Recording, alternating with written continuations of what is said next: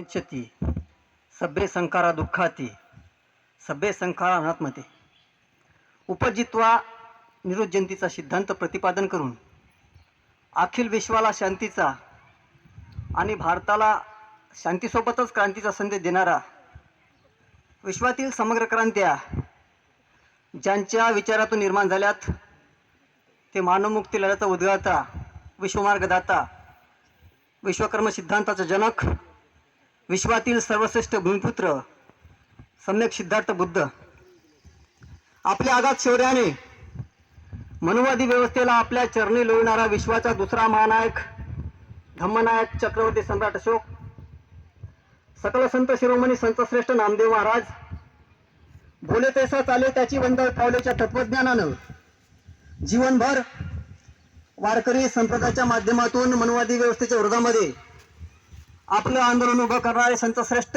जगद्गुरु तुकोबाराय, प्रखर परिवर्तनवादी रंजल्यागंजल्याची राजमाता मासाहेब आईसाहेब जिजाऊ, शूद्रांच्या हातामध्ये नंगा तलवारी देऊन मनुस्मृतीचा कायदा मोडणारे, संपूर्ण मराठीशाहीची अस्मिता जागृत करणारं उभ्या महाराष्ट्राचा रथदैवत युगंधर छत्रपती शिवाजी महाराज, बुद्धभूषणम हा ग्रंथ लिहून बुद्धाला मानवंदना देणारा बहुजनांचा आद्यलेखक महाप्रतापी प्रतापशाली राजे संभाजी, भारतीय समाजक्रांतीचे जनक लोकशाहीचे अग्रदूत क्रांतीसूर्य महात्मा ज्योतिराव फुले, सर्व स्त्रियांच्या उद्धारकर्त्या क्रांतीज्योती सावित्रीबाई फुले, आरक्षणाचे जनक नव्हे तर संपूर्ण बहुजन समाजाचा मायबाप छत्रपती राजर्षी शाहू महाराज, संपूर्ण बहुजन समाजाला मनुवादाच्या दास्यातून मुक्त करण्यासाठी लढा देणारे खरे देशभक्त पेरियार ए.व्ही. रामास्वामी नायकर, कर्मवीर शिंदे, कर्मवीर भाऊराव पाटील, या देशातील एक चालतं बोलतं विद्यापीठ, संत गाडगेबाबा, क्रांतीवीर जननायक बिरसा मुंडा, क्रांतीनायक तंट्या भिल, सह्याद्रीच्या रांगड्या देहावर शब्दाचं लेणं कोरणारा शब्द सह्याद्रीतील वागण्याचा वाघ, जगबदल घालून घाव सांगून गेले मज भीमराव, ही काव्यपंक्ती सदैव ओटावर ठेवून कामगाराची व्यथा त्या व्यथेच्या कथा जगासमोर मांडणारा साहित्य सम्राट लोकशाहीर अण्णाभाऊ साठे, रणरागिनी अहिल्याबाई होळकर, माता रमाई, माता भीमाई, माता यशोधरा, माता फातिमाबाई शेख, समता, स्वतंत्रता, बंधुता व न्याय या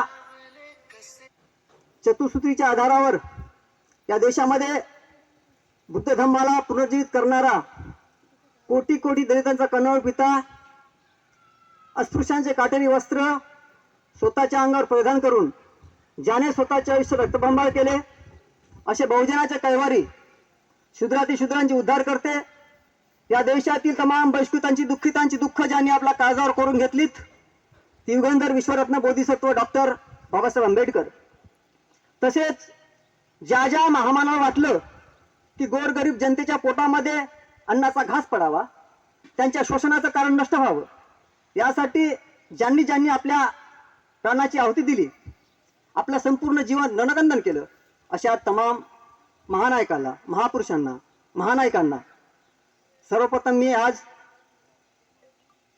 बोधिसत्व डॉक्टर बाबासाहेब आंबेडकर यांच्या 135व्या जयंती दिनानिमित्त सर्व महापुरुषांना अभिवादन करतो.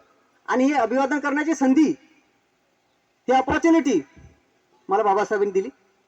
त्या महामानवाला त्यांच्या जयंती दिनी मी त्रिवार असं अभिवादन करतो.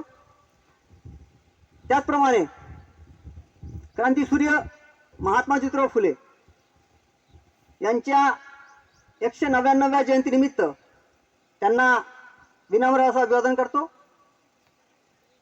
धम्मबंधूंनो, आज विश्वरत्न मागासवर्गीय बहुउद्देशीय संस्था धम्मक्रांती महिला मंडळ साने गुरुजीनगर यांच्या संयुक्त विद्यमाने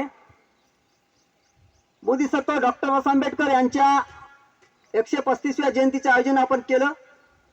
या जयंतीच्या कार्यक्रमाला उपस्थित प्रमुख पाहुणे, या कार्यक्रमाचे अध्यक्ष आणि उपस्थित आपण संपूर्ण धम्मबंधू आणि भगिनी. धम्मबंधूंनो, मला असं वाटतं की प्रास्ताविकामध्ये राऊत सरांनी जे सांगितलं खरंच खूप मौलिक गोष्ट आहे. या गोष्टीवर आपण चिंतन केलं पाहिजे. ते जे बोलले या संदर्भामध्ये मला असं वाटते की ते खूप मोठा विषय होणार, म्हणून तो काही विषय मी छेडत नाही. परंतु मला सांगावं असं वाटतं की या महाराष्ट्राची माझी नाळ जुळली आहे आणि महाराष्ट्रातील तमाम संतांनी एक गोष्ट सांगितली. काय सांगितली? की आपल्याशी जे जे ठावे ते इतराशी सांगावे आणि शहाणे करून सोडावे सकळ जन. म्हणून या विषयाप्रती आज बाबासाहेबांच्या जयंतीनिमित्त त्यांना विचाराचं अभिवादन करण्यासाठी मी माझे विचार व्यक्त करतो. धम्मबंधूंनो, मला एक विषय दिला होता. तो विषय मला असं वाटतं थोडा बाजूला सारूनच मला पुढील वक्तव्य करावं लागेल, कारण इथं ज्वलंत प्रश्नावर असं वाटतं की विषय छेडला पाहिजे, बोललं पाहिजे. परंतु या गोष्टीची प्रेरणा, हा जो संघर्ष आहे, या देशामध्ये जे काही क्रांती झाली, त्या क्रांतीचं बीज आपल्याला ज्या महापुरुषापासून मिळालं, त्या महापुरुषांनी या देशामध्ये कसं कार्य केलं हे आपण समजून घेतलं पाहिजे. आणि या देशामध्ये नव्हे तर जगामध्ये सर्वप्रथम क्रांती करणारा तो महापुरुष आहे सम्यक सिद्धार्थ बुद्ध. आपण त्यांच्यापासून एक गोष्ट शिकली पाहिजे. मी नेहमी त्यांच्या संगणन कौशल्याबाबत मला खूप आस्था वाटते. मला विचार उठते माझ्या डोक्यामध्ये की या महापुरुषांनी 2500 वर्षापूर्वी या देशामध्ये एक संघटन निर्माण केलं. प्रास्ताविकेमध्ये सरांनी सांगितलं की या देशामध्ये ज्या काही बहुजन समाजाच्या जाती आहे त्यांच्यापर्यंत आपल्याला हा फुले शाहू आंबेडकरांचा विचार पोहोचवायचा आहे. पण तो पोहोचवायचा कसा हा प्रश्न आहे. प्रत्येकाला वाटतं की या देशामध्ये क्रांती झाली पाहिजे, प्रत्येकालाच वाटतं या देशामध्ये विचार परिवर्तन झालं पाहिजे, परंतु ते करायचं कसं ते कोणीच सांगत नाही. हा प्रश्न उपस्थित आपल्या डोक्यामध्ये केला पाहिजे, कारण ती विचाराची देण आपल्याला बुद्धांनी दिली. प्राचीन भारतामध्ये बुद्धांनी एक महान क्रांती केली. ती क्रांतीची प्रेरणा आपण समजून घेतली पाहिजे. तुम्हाला माहित असेल की बुद्धाला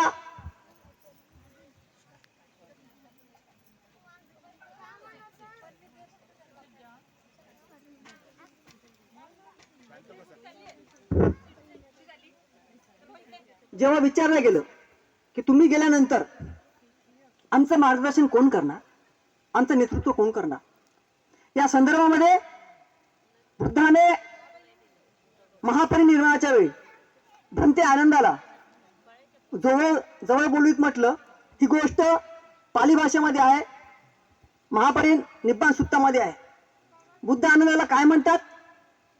यही भिक्कवे, इकडे यही भिक्कवे, यही आनंद मय धम्मोच विनयच सुत्तोच महारसो सुगंधिरो जात जरा मुच्चू निवारलो अरियो अट्टंडिको मग्गो दुःख प्रसमनो शिवो अत्तही अथनो नाथो कोळी नाथो पुरुषिया अथनाव सुदंतेन नाथं लभती दुर्लभ.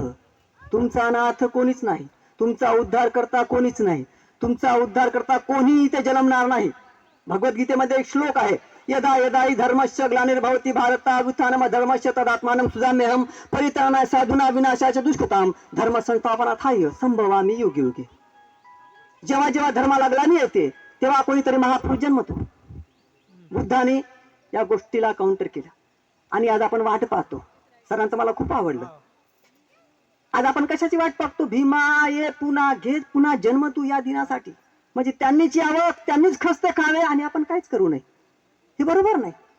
बाबासाहेब म्हणतात की जेव्हा एखादा समाज एखाद्या व्यक्तीची देवाप्रमाणे उदो करतो तेव्हा तो समाज नाशाच्या मार्गावरच जातो,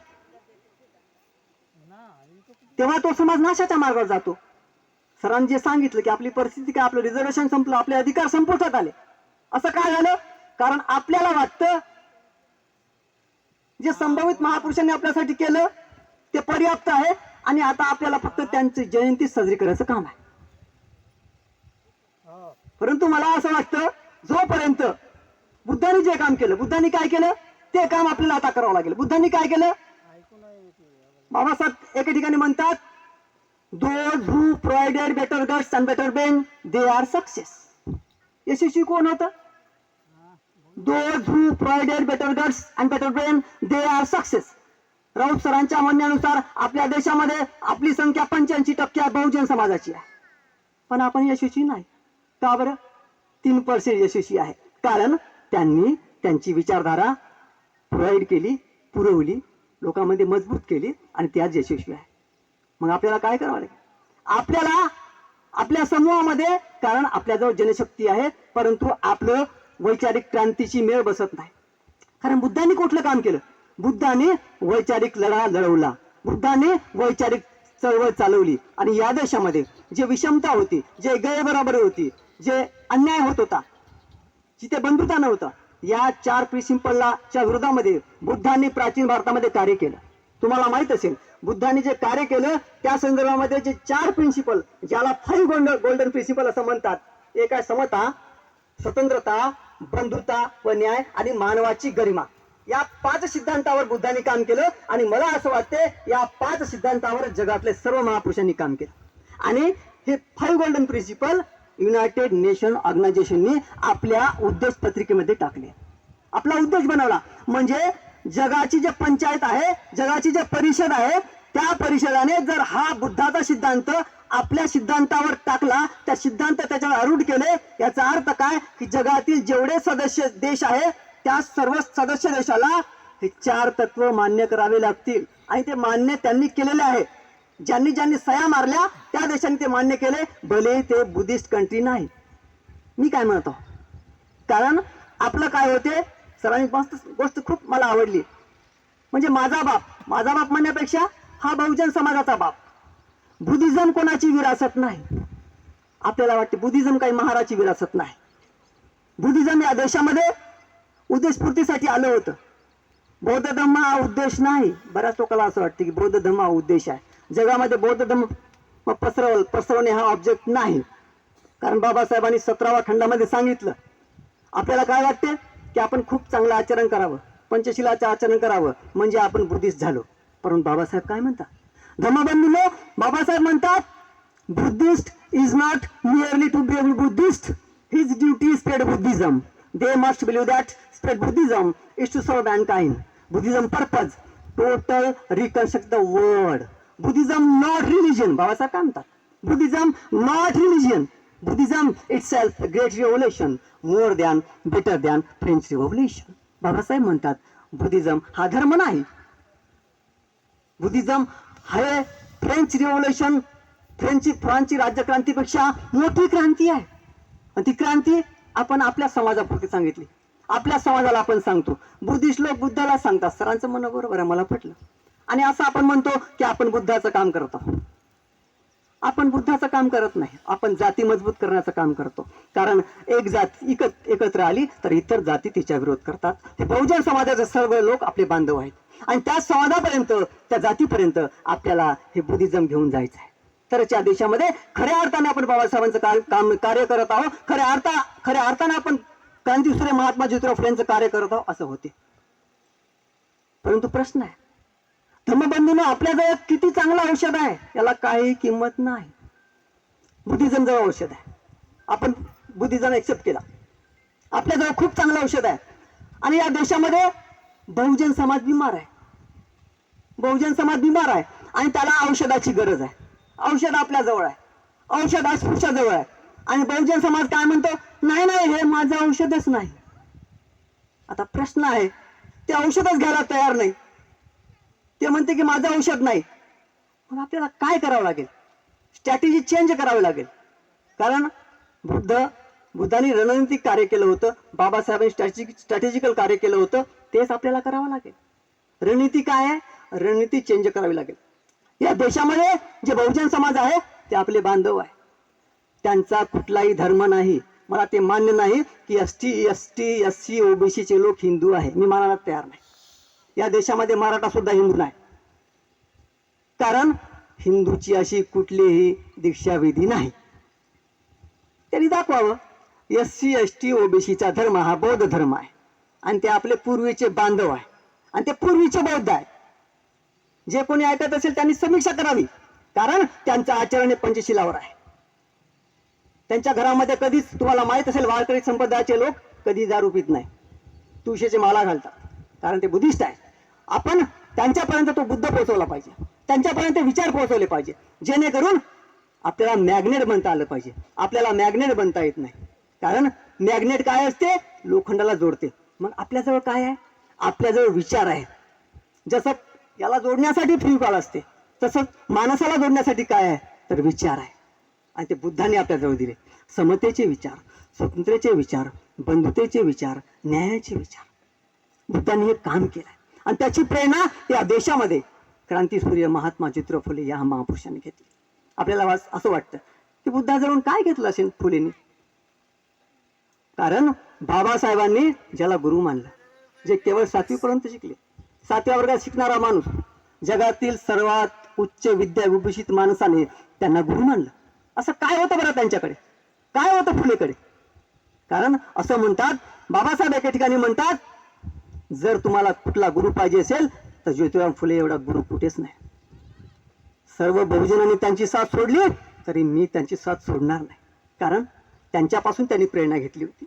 ज्योतिराव फुलेंपासून बाबासाहेबांनी प्रेरणा घेतली. ही प्रेरणा आपल्याला बहुजन समाजापर्यंत नेणं आज जरुरी आहे. आणि आपल्याजवळ ते महापुरुष आहे, त्यांचे महापुरुष, ज्याला आपण बहुजन समाजाचे महापुरुष म्हणतो, ते महापुरुष आपल्याकडे आहे. आणि त्यांचा विचाराचा वारसा, मला असं वाटते, जर त्यांच्यापर्यंत आपण गेलो तर निश्चितच ते स्वीकारतील. परंतु जाण्याच्या पद्धती आहे, जाण्याच्या पद्धती कुठल्या? आमचा धर्म श्रेष्ठ आहे बरं, आपले कसे आहे बघा, आपलं आपलं बोलायचं स्टाईल कशी असते बरं. आमचा धर्म श्रेष्ठ आहे बरं, मग ते काय म्हणतील, हो तुमचा धर्म श्रेष्ठ आहे, तुम्हीच पाहत बसा, आम्हाला काय घेणं देणं. एक सांगण्याची पद्धत आहे. जर तुम्ही 4 प्रिन्सिपल घेऊन गेले, समता, स्वतंत्रता, बंधुता व न्याय, कोणाला नाही समता पाहिजे? या देशामध्ये सगळ्यांना समता पाहिजे. स्वतंत्रता कोणाला नाही पाहिजे? सर्वांना पाहिजे. बंधुता कोणाला नाही पाहिजे? सर्वांना पाहिजे. न्याय कोणाला नाही पाहिजे? सर्वांना पाहिजे. पण तुम्ही हे तत्व घेऊन जात नाही. तुम्ही घेऊन जाता, सरांनी सांगितलं, आपण काय घेऊन जातो,